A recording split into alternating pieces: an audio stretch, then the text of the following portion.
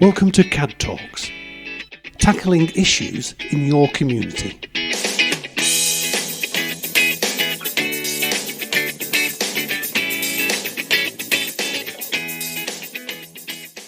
Good morning and welcome to CAD Talks, tackling issues in your community.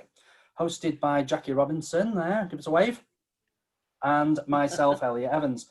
Today we are going to be talking about emotional eating and stigma in Lancashire with our guests, and we've got Joe Febour there, give us a wave. Yeah, Shelly Perry, Amanda Green, Mustafa Hassan, and Julie, is it Riewald? Yes, brilliant. And if we could now just go on to Jackie's just going to do a quick bit of housekeeping for us. Yeah. These CAD talks are just so fantastic. It's just very casual, very informal, but it just gets to the nitty gritty. We want to take action. We want to get the information and then make things happen. So it's a great place for networking. So you want to put any information in the chat, you can do. And that's just under the bottom in the middle. Those of you who are not familiar with Zoom, it's right down at the bottom. You just write your information in there. Any questions? We do save the chat and we do record the session. But a lot of people can't come on. Everyone's so busy at the moment, juggling all sorts of balls. So if anybody wanted the recording, they can have that. It would take us about 2 days to process it. We are talking about emotional eating and the stigma of emotional eating. We've got some great experts here from all different fields, actually. I think we're just going to get straight on with it, Elliot. Shall I just... Yeah, just be 1 second. I'll just write a message to one of the... No problem. Well, I would like to ask the speakers just to say a couple of lines of what their specialism in this topic. Joe, before. Hello, everybody. My name's Joe Febour, and I am a certified health coach and nutritionist and hypnotherapist. So I kind of really help people to work with their mind, but educate them about nutrition as well. So we're kind of bringing in all the modalities to help them to shift their habits with food. Thanks, Joe. And the next on my list is Shelly Perry. Hi, everyone. My background is that I'm a mental health nurse. So I qualified in 1996, and even prior to that, I did 2 years on regional medium secure units as lead nursing assistant. So my background is acute and severe mental illness, and I then specialised in eating disorders as I had an eating disorder myself, and there weren't a lot of support available around. So I've spent literally the last 25 plus years studying eating disorders and the efficacy of treatments and therapeutic interventions, and now run a service, both a charity and a not-for-profit, delivering those services. Jackie's gone. All right, so I'm back. We'll just go on to Amanda. Joys of working from home. A very impatient man. Hello everyone, my name's Amanda Green and I'm an emotional health coach. So my speciality is in understanding emotions, which are messages from the subconscious. So I help people understand what's going on beneath anxiety and beneath physical manifestations of it, like emotional eating, for example. Thanks, Amanda. Mustafa. Good morning, everyone. My name is Mustafa Hassan. I'm based in Blackburn. I work for Lancashire PME Network. My background is mainly in psychology and mental health. However, I work delivering community-based interventions and projects towards the local community around Lancashire. So that's a bit like this now, isn't it? Yeah. Thank you. Can I just ask everybody else to go on mute? There we go. That's better. And finally, Julia. There we go. Hey, good morning. I'm your elite health and success coach, because without health, you just haven't got the potential of your success, let's face it. So and I really focus within the mind, body, spirit. I focus on your body, on your gut, and on your DNA, because what the fueling system is for your car, really put the petrol in and fire up the engine, is a gut for your body, and the DNA is defining what fuel type you are. And that has a massive impact between the gut and the brain on the way we eat, because I'll tell you a little bit later of who is actually dictating what we're doing, not the brain.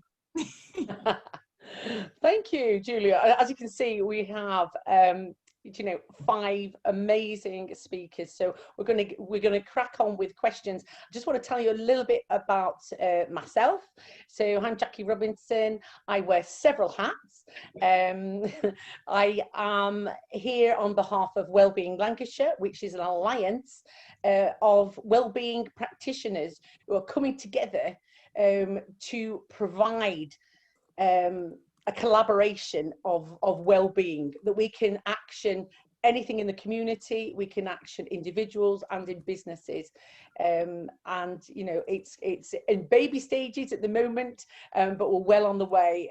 We want to put well-being on the map for Lancashire, basically. So that's Wellbeing Lancashire. I also am the wellbeing manager for Lancashire BME Network, which I'm very proud to be doing that with Mustafa. And we're doing masses of different projects with youth and with different women and men's groups, different wellbeing. Lots more that I do, but let's crack on with the questions. And our first question today is, Okay. Sorry, Elliot? No, so I was going to start. Sorry. Yeah, please do. Yeah. Okay, so our first question today is for any of them that would like to start off, is what impact has COVID-19 had on the emotional eating of the people within Lancashire? Who wants to kick us off? Can I go? Go on, Yeah. Joe. Well, obviously, COVID has been something that none of us have ever experienced before. This whole pandemic has sent so many of us into turmoil. And so it's quite understandable that we're in a position where we're stuck at home, many of us, not in our normal routines. There's stress, there's worry, there's fear. And if those people who've maybe felt that they've cracked their emotional eating have now been put back in a situation where they're stressed and naturally kind of falling back maybe into that rut of reaching out for those biscuits or reaching out for that food that's all abundantly so accessible from the kitchen when you're usually distracted at work, isn't it? So there's lots of going on, but I really feel that through all this we have to kind of just acknowledge that we are going through a situation which none of us have experienced before, and that we should have that self-care, that kindness to ourselves, to not feel so much shame or guilt around the way that we're coping with this time. And if that does involve emotional eating, then to kind of not beat yourself up about it. So with my clients, we're really kind of addressing that and just really accepting that this is not a normal situation. So yes, I do see lots of people more reaching out to me to say, oh, I've put 2 stone on over this pandemic or whatever. So yeah, obviously it is impacting people. Thanks, Joe. Any of our other speakers like to add? Julia. Yeah, I mean, I think we have to, the emotions are driven by 2 things. It's first of all, it's by the mind, of course, and then it is by the body. It comes through messaging from what's going on in your gut, really. Without going into much detail about the gut now, but fact is, we've got something that's called the second brain there, and over 70% of our hormones, those are the messengers that make us do things, and overcome things and deal with emotions. Over 70% of our hormones are sitting in the gut. So why is this a vicious circle that we've been been put into. Now, if everybody remembers the scarcity of toilet rolls and panic buying and no rice and no sugars and no flour on the shelves. Yes, so we went into this mad rush driven by sort of, you know, mental thing, and like the hamsters, we had to hoard everything. And just like Joe said, then it was readily available everywhere. Well, all of a sudden the panic was over because stuff was available again in the shops, but we had to eat it now. Why waste it? So yum, yum, yum, yum, we went in. So that's one part that really gets us. But the other thing is with all, you know, the fresh produce aisles, they were completely still full. There was every plentiful. It was all the conserves, all the stuff that's packed, that's jarred, that's bottled and treated. That's what we've been eating, and that's what's really, really messing with the balance in our gut. And if that is messed up, then our hormones can't be produced properly. So in order to overcome emotional trauma, which we've, I mean, all been in, I think, one way or another, you know, we need something, a hormone called oxytocin. If the gut isn't right, you can't produce it for your body. So we think it's all happening up here, but the messages is coming from there, and that's where the vicious circle is, and where we, I think, you know, was talk about it later as well, about what we can do and where the help was maybe lacking. Thanks, Julia. I can totally identify with that, and I'm sure we all can. You know, when you go shopping, quite often you're hungry, just slip in the odd chocolate bar and, oh, I'll just have that and I'll save it for next week. Put my hand up. That never survives the next day. I'm sure we're all the same. I think Shelley wanted to say something, didn't you, Shelley? Just unmute myself. Yeah, that was great. I just want to jump on the back really of what Joe and Julia have been speaking about. I'm completely in agreement with everything that those lovely ladies have said so far. We know that 90% of serotonin is actually comes from the gut. So it's so important. So serotonin is for those people that might not know, serotonin is our good mood drug. It's our natural drug that will help us to feel okay even. And if we haven't got the right levels, then we're going to feel depressed. So half the population is on SSRIs, which are antidepressants, and that's because people are not getting the right amount of serotonin. And again, one of the reasons for that is that we're not eating well. So we get serotonin from potatoes. There's a fantastic book called Potatoes Not Prozac, that's really interesting to read and very, very accessible and quite good fun. But it really talks about how mental health is very much dependent on what we're eating. So we cannot separate our mental health and our emotional well-being from our food and our nutrition. They come absolutely hand in hand. How we are physically, mentally, emotionally is directly linked to our food, our nutrition, our physiology, and how we function on a day-to-day basis. Even right down to our thoughts, our thought processes, and then there's a loop, as Mustafa will know, in terms of when we look at things like cognitive behavioural therapy, which we know is the go-to therapeutic intervention according to the NICE guidelines for people with emotional eating disorders. That's because it's looking at the cognitive, so that's our thinking, how that's affecting our behaviour, how that behaviour is then affecting our physiology, how then is that physiology affecting our mood, and background again, and it's a full loop. So that holistic approach to mental health and physical health and well-being is absolutely imperative if we're to help people and help others. We need to understand what all of that is about. So there's neurobiology in there, there's psychology in there, but there's also nutrition and gut health. And all of that is so important to try and understand, why do we do what we do? And when you look at all of that, you consider all of that and look at COVID-19, well, gosh, we've either had access to too many sugars because people have panic bought and thought, I'm not going to be able to get to the shops, or I'm not going to be able to get to the shops and get the food that I need without standing in a queue for an hour and a half and being worried about trying to protect themselves from COVID-19. So they put tins on their shelves instead of fresh food and fresh meat because that's easier to access, which is then going to directly affect, as Julia quite rightly said, that's going to affect our gut health. But also then we've all got a food script. So every single one of us has emotional eating. So we all respond to associations from our childhood. So we celebrate with food, we commiserate with food. So if you go to a funeral, there's a beautiful buffet.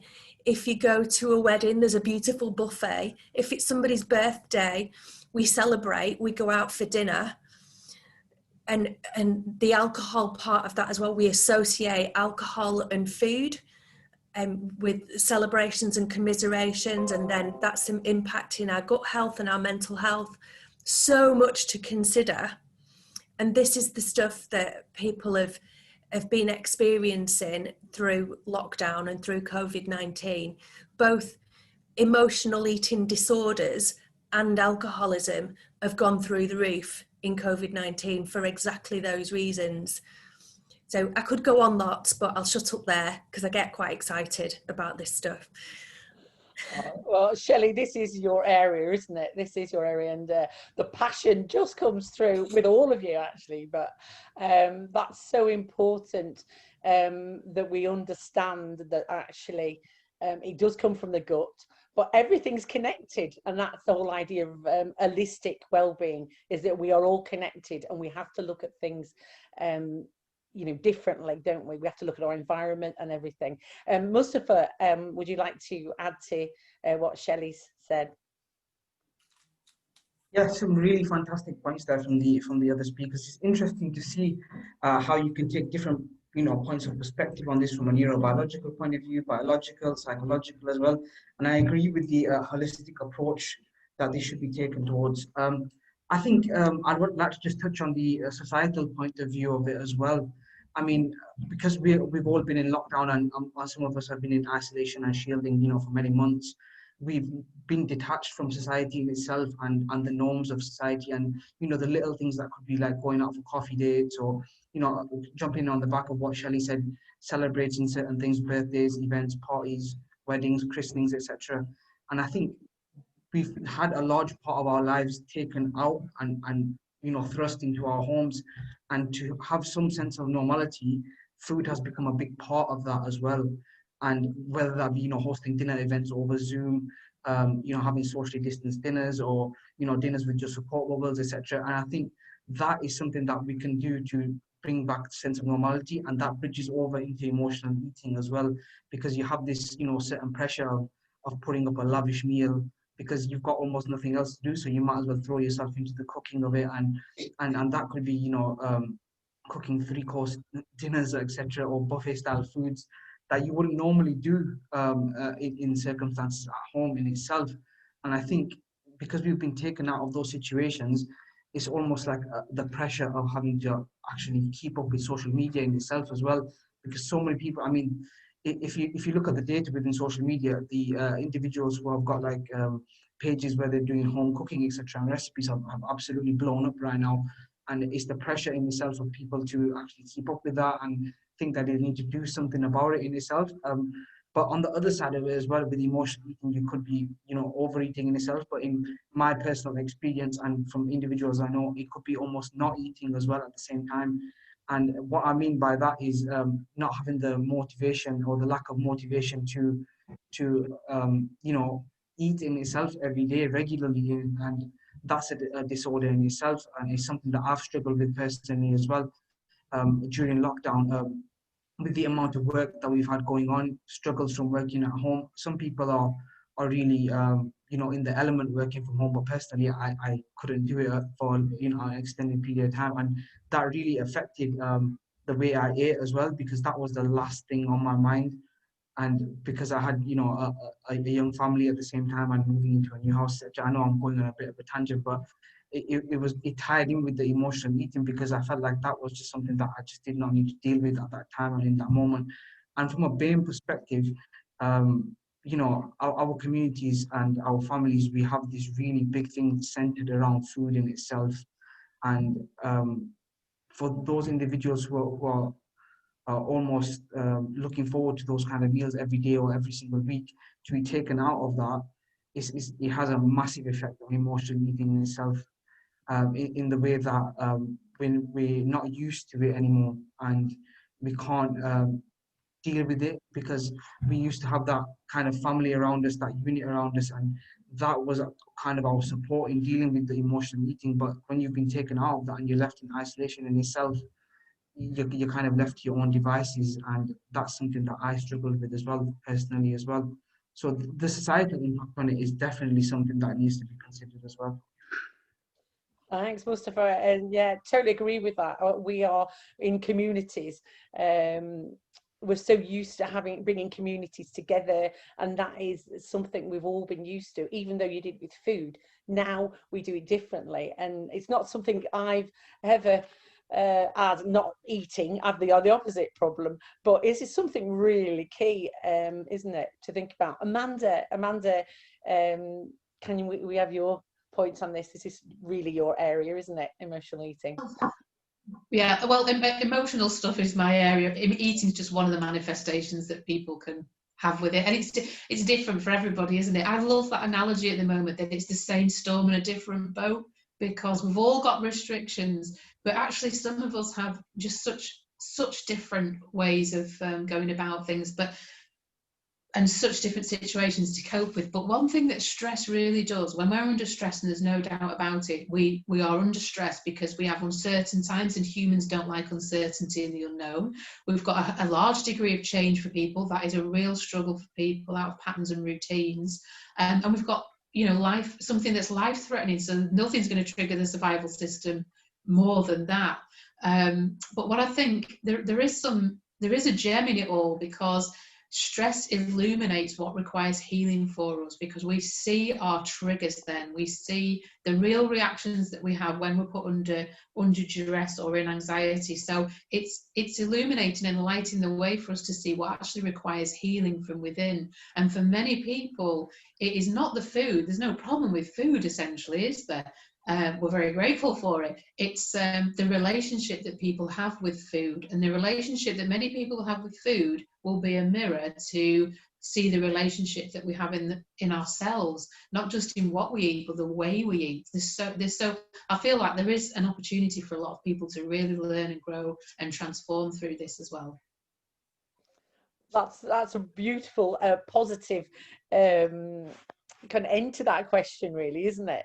Is that there's so much we can learn, and self-awareness. I think this is a great time for self-awareness and realizing our own personal habits, because we are all individuals and different things will affect us. Yeah, I think there's some great answers there. Elliot, do we have the next question? I was just going to make a comment regarding that as well.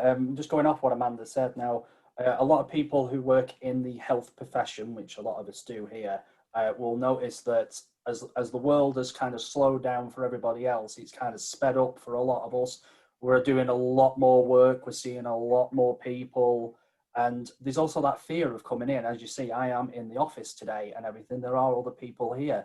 A lot of other people are working from home, so there's that added bit of fear, and fear causes emotional issues in the body, and with that causes triggers where you will potentially eat things that you wouldn't normally eat, because you're in that sort of stage of fear that makes you want to do things and everything. But you've also got the aspects, if you look at the nurses, for example, in the NHS and things, they're overstressed. They've got that panic that they might catch something. They've got that panic they might bring something home. But also by working on the wards, getting a chance of getting like lunch breaks and things like that is always difficult anyway. So reaching for something that can just give you that little bit of energy, the Mars bar, the can of Coke, the Red Bulls, those sort of things, which can make you good for that little bit of period, but over time can cause negative things like tremors and everything else. So as much as it is a case of COVID causing that for the extra work, there is also that to consider there as well, of how the job impacts on how you eat as well. So especially with the COVID there as being more time, it's massively important. But yeah, I just wanted to get that one in there. Good. I think for us is working at home as well, because we're just from one Zoom call to another Zoom call, where you used to have that break where you'd go from one meeting and travel somewhere. We don't have that downtime now, do we? So you just from one to another. So it's what can I grab quickly before the next Zoom call, isn't it? Sometimes. Zoom fatigue. Okay, Elliot. Yes, so we'll just move on to our next question. So our next question is, what needs to be done to help more people during this period and beyond, and to understand how our emotions affect what we eat? Now, we have covered a little bit of it, but I think, it's things that have been done and could be done. Yeah, Julia. Yeah, I think this really, I mean, I love this question because it said, how emotions affect what we eat. I think we need to look at it in two ways. It's also how we eat affects our emotions, which then affect what and how we eat. And that is coming back to the gut and all the hormones. Now, I think in order for people, what we misunderstand is because it always looks like we're hearing things like the microbiome and these hormones and this and bacteria, and people are overwhelmed with this vocabulary because it isn't the main, importance in their life at the minute. But I think I like to put things into like a metaphor. And as I said initially, if you have a car, we have to legally service our car, so it pass the MOT to have a chance on the road that we, the best chance of not breaking down, let's say. Okay, so when we put fuel into the car, it sits in a tank, it goes through some pipe work and through some filters for the best to get and fire up the engine. Whatever is not needed goes out the exhaust. Now that exactly is happening in our body, only that we ideally don't drink petrol or diesel, but eat, and and we don't really see so much what's going on, but we just forget to service ourselves. However, just imagine, I mean, you can buy liquid gold and put it in your car and hope that the, whatever small car we have is going to perform like a Ferrari. Brilliant. But if that tank has holes, if your filters in the car are blocked and clogged, well, you're wasting your liquid gold because the car won't get it. And exactly that's what's happening in the gut. Our body needs to be enabled to serve us. So we need to serve the body so the body can serve us and do the miracles. Now, just quickly back to the hormones. For it, I mean, 90 to 95% of serotonin produced in the gut. Yes, half the population, I would say even more at the minute, are on medication, on antidepressants. Now, they mess with the balance in your gut. Yeah, they really disturb that. So if we are, feeling low, in low mood or feeling depressed, and we're eating medication, it's a bit like having an open wound, taking a dagger, staring in it, and hoping that the wound will heal. It ain't gonna happen. We need at some point take the dagger out and allow that wound to heal. Okay, and that's what we can do with food. And the beauty is medication has its place. I'm not against medication generally. It has its place and we need it sometimes to just get out of bed, but we need to understand where the limits of medication are, because medication is just a band-aid in the body. It's just a plaster, an invisible plaster that we put around the finger when we cut ourselves. Okay, so the importance is really, I think, how to help people understand with the emotions is really understanding a little bit about what we actually do when we eat, because we're feeding our body with what it needs, but we need to enable the body as well. And if you think that when I said earlier, it might not be the brain that governs you, there is 9 times more messaging going from the gut to the brain through the hormones. 9 times more messaging going from the gut to the brain than the other way around. So I call it food noise. When we have these cravings, especially, I breast prep this and I just do this, or just have this little bit of chocolate, or for others, this crystal, the pizza or so. That is food noise that is governed by negative elements and bacteria in your gut. And the nice thing is, I mean, it all sounds bad. No, the beauty is we can change all that just through food. We can really make an impact. We don't need medication. We don't need massive specialists. Minor, little changes. How we cook food. I'll give one away here. Potatoes, because it was just mentioned, potatoes. Yeah. Now, if we eat a normal potato, it causes a massive sugar spike in our body. Okay. So one potato has a sugar spike of about 18 to 19 sugar cubes worth. That's what the body wants then, more, and we eat it. But let's keep life simple and make it easy. Prepare your potato dish, put it aside and let it cool for at least 12 hours. And when you're ready, reheat it and eat it then. What's happening is that those starches, those sugars are get changed in the body, and all of a sudden what spiked your blood sugar levels massively and sent you anywhere, it is now good food for the right bacteria in your body, and you're really helping your gut. And that will help your emotions. That's great. Like Shelley, I mean, you know, Yeah. I better shut I up now. love your passion and your animation. And, yeah, because it's so big, you know, the yeah. anxiety that we have, the get up and go to do something, you know, all that's happening in the gut. Yeah. Yeah, and it's great information, and it's important for us to all be mindful. I'm going to go to Amanda next. Sorry, I've got Amanda. Did Shelley want to follow on from that though? I don't mind if Shelley wants to follow on from what Julia was saying. Yeah, okay, yeah, Shelley. And then I can go after Shelley. Yeah. Bless you. Thank you, Amanda. Yeah, just getting excited about some of the stuff that Julia's talking about there. And really, to answer Elliot's question, I feel quite passionate about educating GPs, because I feel that they're presented with a lot of people who are really depressed at the moment. They're suffering from anxiety, they're suffering from depression, they're suffering from all sorts of mental health problems. And GPs don't always have access to the resources that they need to give people, and they don't necessarily have the education and knowledge about gut bacteria to be all the time. I think it's 8 minutes per patient that they've got all the time to educate them on this stuff. Whereas I think if we can educate GPs, somehow give GPs access to this information so that they can hand information out to people, make it available on more websites, make it more accessible. So whether that's little videos, sort of fun informationals, I think that could really impact Lancashire, but not just Lancashire, the whole of the UK, and making that information understandable and accessible so that we're more open to conversations about how is our gut health impacting our mental and emotional health, and what are individuals able to do for themselves. Because I think a lot of people, particularly in COVID-19, have felt really overwhelmed mentally and emotionally. They felt disempowered. And actually what we need to be doing is empowering people and going, okay, what power have I got to feel differently? How can I make me feel differently? And this is something that everybody can do. Everybody can change their gut health, and therefore everybody can change their mental health and their emotional health. So looking at nutrition, but also looking at emotional strategies as to how to cope when they're feeling overwhelmed, and linking all of that together and with some really simple strategies.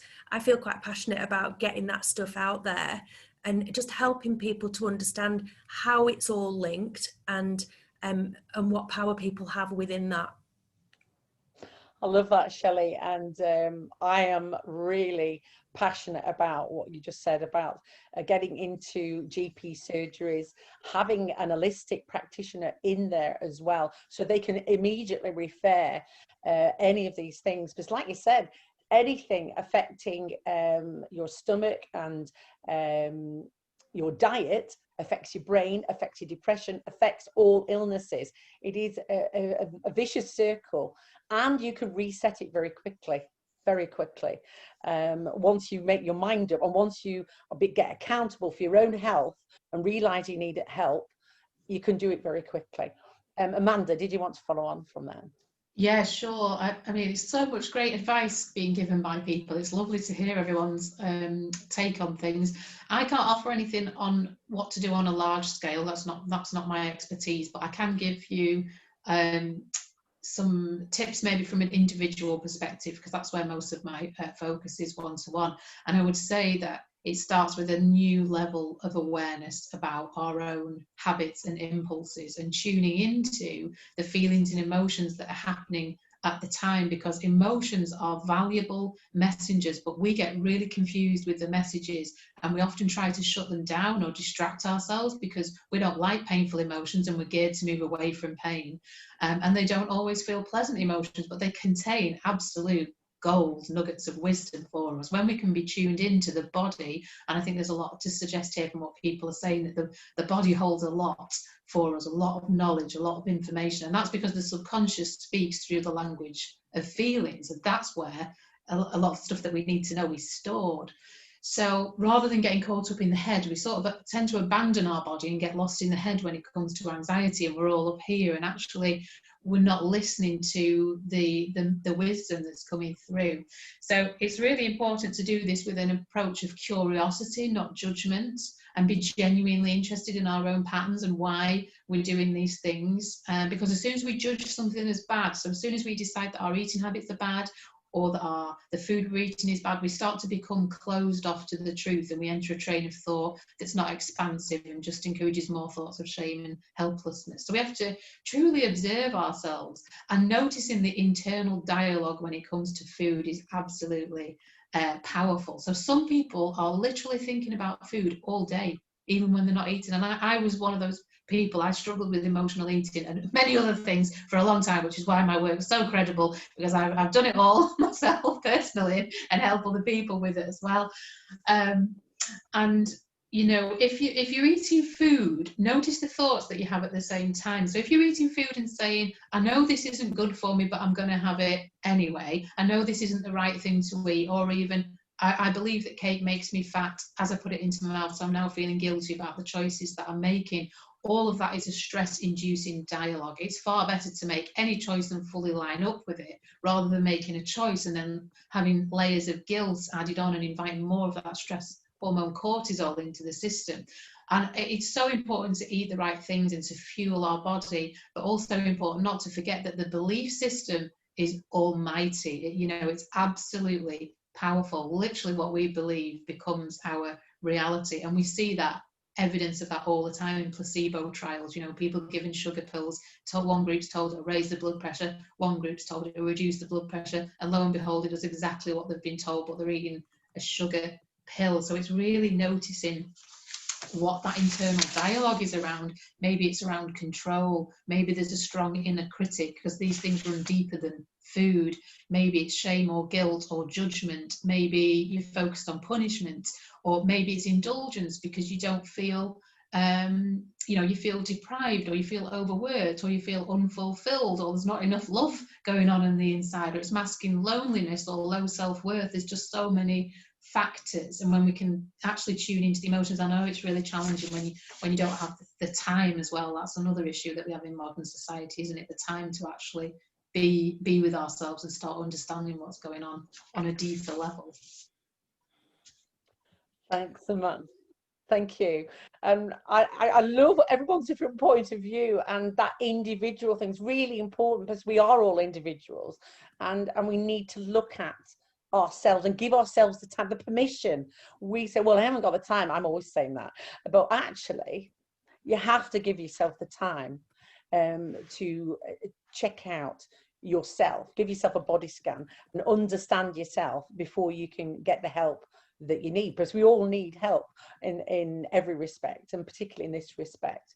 I wanted to go to Mustafa to ask the question what he thinks and what we can do in BAME communities, because that's what we work with in Lancashire BME network. Yeah, I think the uptake of services has gone, you know, through the roof, because we've actually moved a lot of our services through to remote. So our counseling, Jackie knows this well, our counseling service has been conducted remotely. Our befriending and bereavement services offered over the telephone in itself. And from the perspective of you know, a grassroots level, a community-based integration and initiatives, I think there's a lot of scope out there for support groups around emotional eating that could be started up and that could be offered in itself. And I think Zoom is a really good platform for it in itself, because there's a lot of stigmas that are attached towards eating in itself in BAME communities, because a lot of people haven't got the awareness or the understanding of it. and not just emotional eating, and mental health as a holistic approach in itself. A lot of individuals, whether that be a cultural perspective or a religious perspective, just don't understand mental health, don't accept mental health in itself, and just believe it's a non-issue in itself. So Zoom is a perfect opportunity for this, because it gives you the opportunity to be almost, anonymous. You don't have to put your name up on there, you don't have to put your video. And you can just be almost a spectator, listening at the same time and gaining support through those online support groups. So I think if there's a support group that is developed that provides awareness, first of all, the biological facts, the societal facts, the psychological facts around it in itself, all important points that we've mentioned, just so people are educated about what emotional eating is, what the triggers are, why we do it, etc. And I think that would be a perfect, first step in itself for supporting people, because a lot of people probably aren't aware that what they're doing is emotional eating. They probably blame it on numerous other factors in itself. It could just be a habit. It could be, I'm just feeling stressed and this is what I normally do and it is what it is, kind of thing. And I think the stigmas around BAME communities and males in particular in itself is something that these support groups can help with. And I think, organizations at a local level and a higher level have got that real scope and opportunity to provide this kind of support. And I think, if we have individuals like, the fantastic speakers that we've got now on those support groups, I think it would provide a really good perspective for individuals to listen in and to tune in and to understand more about it. I myself, from just listening to the speakers, have learned so much about it. And a lot of things I didn't realize about myself that probably make sense now. And that's just gaining awareness. And awareness is just the first huge step in itself. And I think that could be, a big key factor in breaking down the barriers that people have from accessing and uptaking these services in itself. And that's a whole separate issue in itself. But yeah, I think definitely more access to remote services would be perfect. Thanks, Mustafa. And again, a really good point, isn't it? Getting that message out, education, and educating ourselves and self-awareness. So many good things coming out here. Joe, if you'd like to just tell us what you think. Yeah, I can totally relate to everybody's and Elliot's points about the doctor's surgeries. I know there's people on here who's passionate about wanting to support people.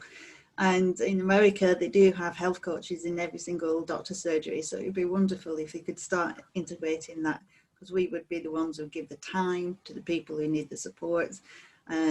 Doctors don't, like Shelley's saying, only have about 8 minutes with each patient. But if we had somebody who, if somebody suddenly says, the doctor says, oh, you need to lose weight, you're in risk of being a diabetic, they're sometimes just lost in the system, aren't they? So to have somebody with passion and, and can really guide them and help them would be amazing if we could get that going.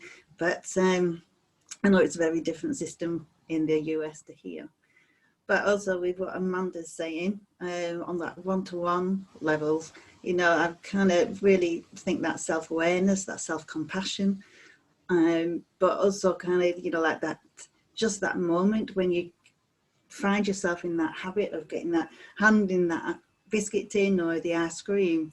I kind of encourage people to just let that pause and to just really kind of think, am I really hungry? Am I really reaching this for the right reasons? And if you know and you acknowledge that this is, I'm not hungry, I'm just reaching it for habit or it's to fill an emotion, it's the more aware we can get, the more that muscle memory of kind of challenging that kind of feelings that you're going through. And self-awareness can really come more of that, not saying that it's shame or guilt or judging yourself for doing it, but I think just becoming aware of that reaction that we're having can really help to kind of tackle that.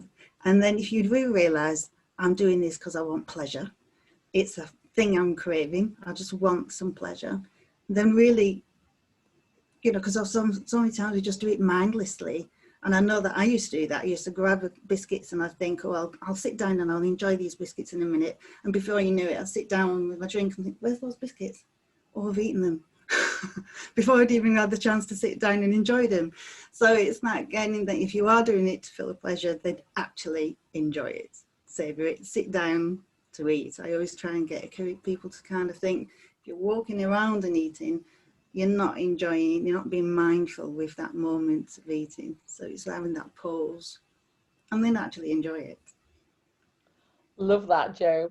Being mindful in everything, but this particular area, we have to be mindful every mouthful we put in. And something I'm very bad at is moving around and eating because I'm hungry and I'm just shoving it. I'm not actually enjoying it. I might have a minute, but being mindful always. That is fantastic questions. We've got our last question and we're running out of time a little bit. Elliot? Yeah, well, what we'll do with this one is we'll go through it quickly. So if you just let us know what the answer is, and then we can look at that.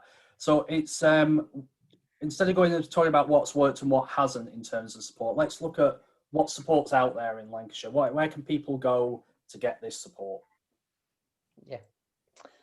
Anybody want to go first instead of me picking? Shelley? Shelley?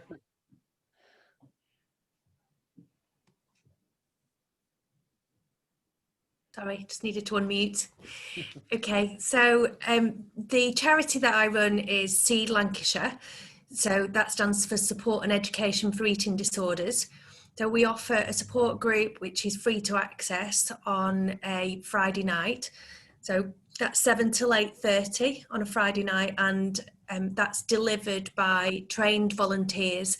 So they've all been trained by myself. They've all gone through quite an arduous years, at least a year, program of eating disorder training, but also emotional eating training. Then we've got a drop-in service, which is 1 till 3 on a Friday, and we've got a carers advice and information clinic on a Friday night as well. That's 7 till 8:30, and all of those are free to access. They are for people with eating disorders ranging from anorexia right through to comfort eating. So they don't need to have a diagnosed eating disorder, but if they feel that they've got disordered eating, then they're welcome to come along and attend. And sometimes there are just practical tips on how to manage emotions and understand emotions around eating.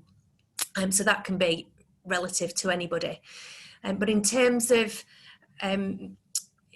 treatment for understanding emotional eating, so for people with eating disorders, eating distress or obesity, we've also got a specialist team in Breathe Therapies. That's the not-for-profit organisation. That's the treatment arm of the charity.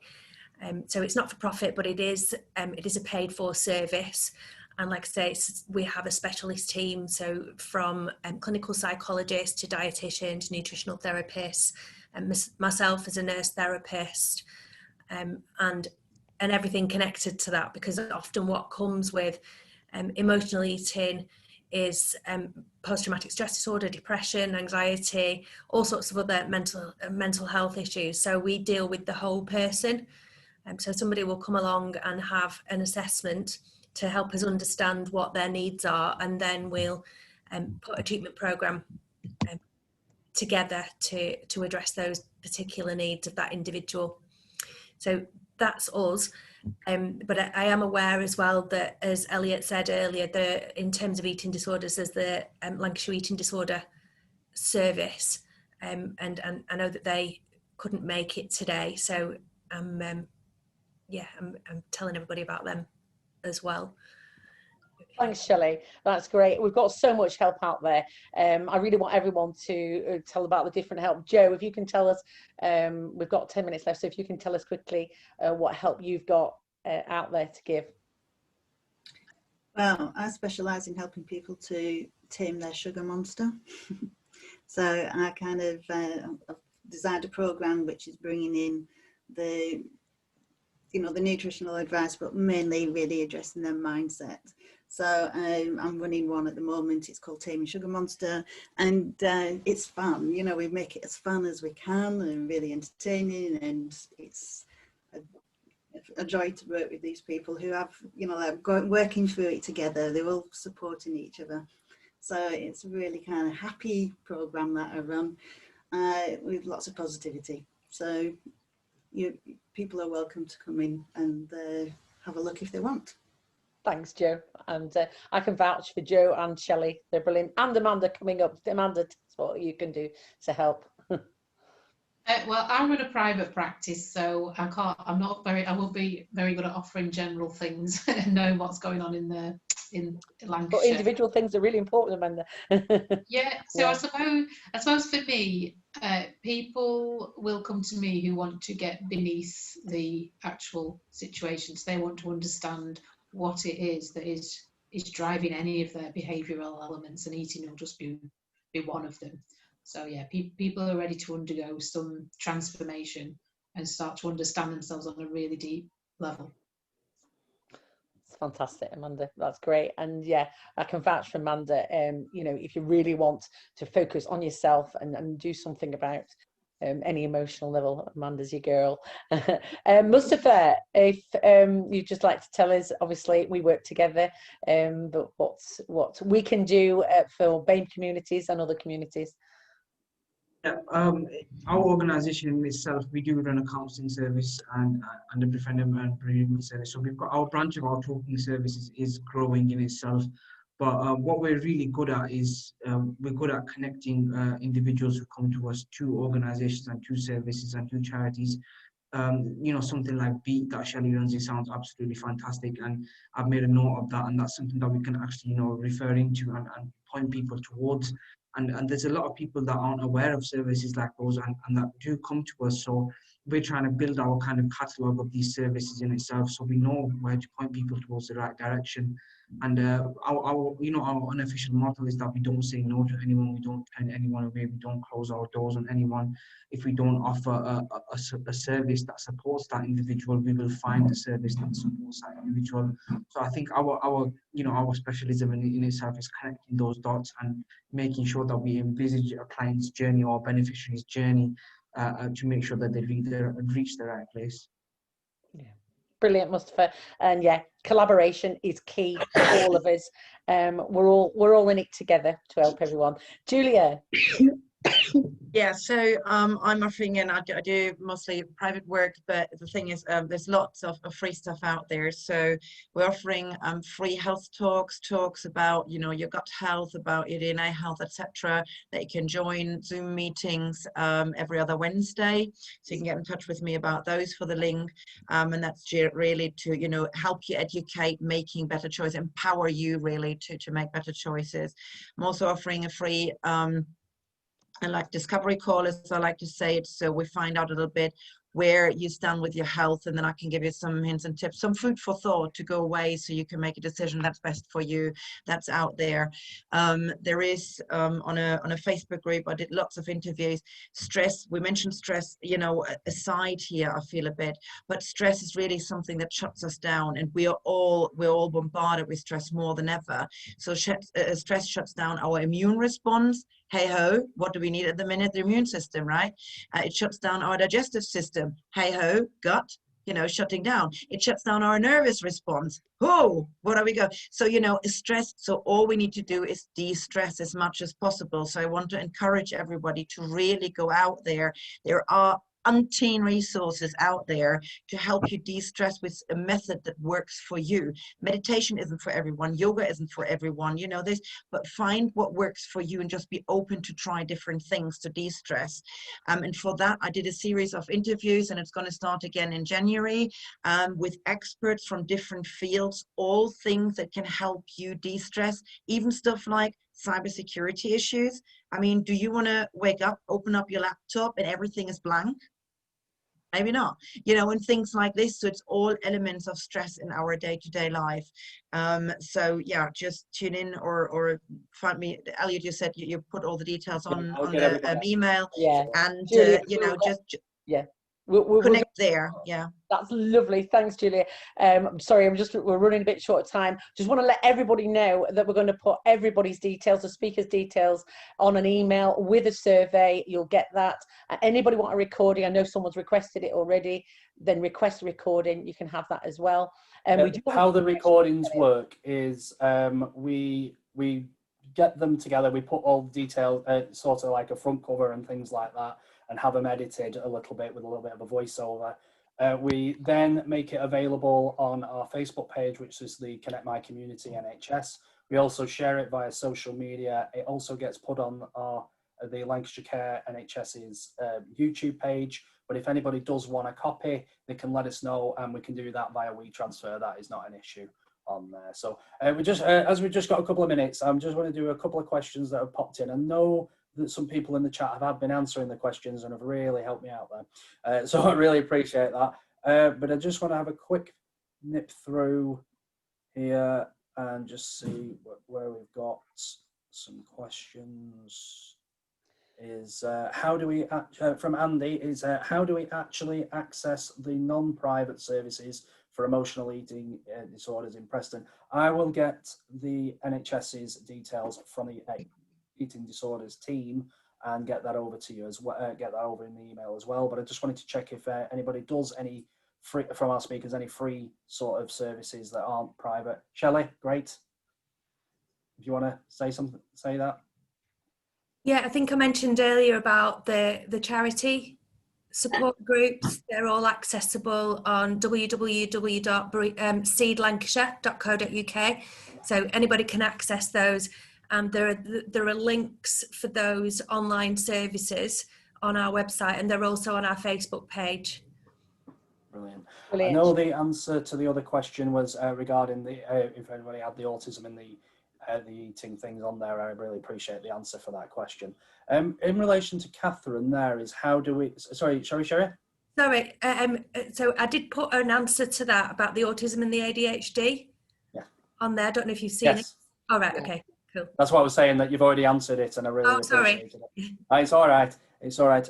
We did have one from Catherine there. Catherine's iPad. Interesting surname there, Catherine. Let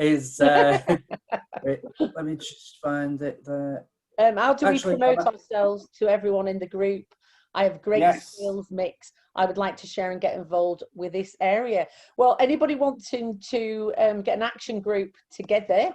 There's so much that can be done here. So much information has been given, but we need to get the information and get it together. And there's a lot of people offering help here. And if you're interested in starting an action group, you know, all of us here are wanting to help. So let's do it. Let's make it happen. You know, and with the emails and the survey that Elliot's going to send out, put your interest and what you want to do to help. You know, or if you want individual help, then we can get it to you. We're not just here just to talk. We're here to do something about any issues or problems. But well, we've got less than a minute. So if anybody has anything they would like to quickly pop in quickly.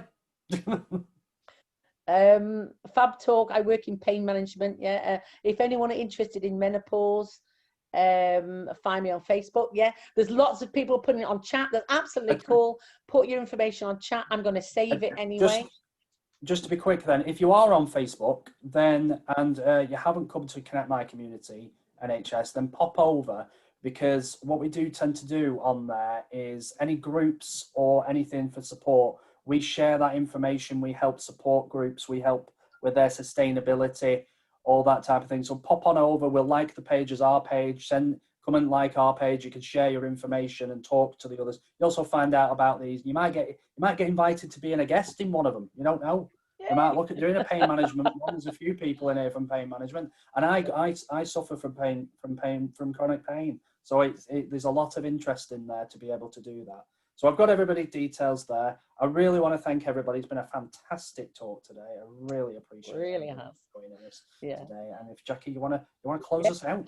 Yeah, I just again want to say thank you to everyone. Brilliant talk, absolutely brilliant. I also want to mention Wellbeing Lancashire. If you want to be part of that and want to be part of putting wellbeing as a priority in Lancashire, please connect with me, or Joe is part of Wellbeing Lancashire as well. We're all working together as a team. So please let us know. Connect with us on Facebook. We've got our own page there. Lots of things happening with Wellbeing Lancashire. And also, as I work with Mustafa, with the BAME communities, lots of things happening there as well. That we can stop the stigma, get it out there. As Mustafa said, we need to be more visual and getting out to the source where we can. So yeah, thanks again. I'm going to close it now. We've done very well, guys. What time have we got to? Brilliant. 12 o'clock, exactly on time. Thank you to the speakers, Joe, Shelley, Amanda, Julia and Mustafa. You've been absolutely brilliant. And from me to Elliot, thank you very much. And we'll see you for the next one, Elliot. The next one is going to be in December. Yes, it's our special. It's the 11th of December. It is an introduction to Change Talks with Sam Tyra, who goes into schools to talk about education regarding mental health. And he has a train-the-trainer model. So if there's any groups that be interested in learning that as well, accessing schools from youngsters, high school, all the way up and everything. It's going to be a very good one, and that is the 11th. It's going very quickly as well. We only posted it about a week ago, and we are at least 50 in. Brilliant. And we're only allowed about 200, so... We have one more, haven't we? The alcohol addiction. We have another one on the 15th as well. That is the alcohol awareness and recovery.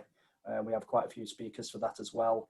We still need a few more, so if anybody works in that sort of area and they would like to be a guest, then definitely my email is on there. So pop me an email over and let's have a chat. Yeah. Thank you again. Have an absolute brilliant day. Have had a great week, and we'll see you in December, hopefully. Thank you. Take care. Wonderful. Thank you very much. Bye-bye. Thank you. Thanks, everyone. Bye. Thank you for watching. Our next CAD Talk discusses emotional eating and stigma. See the Eventbrite for details.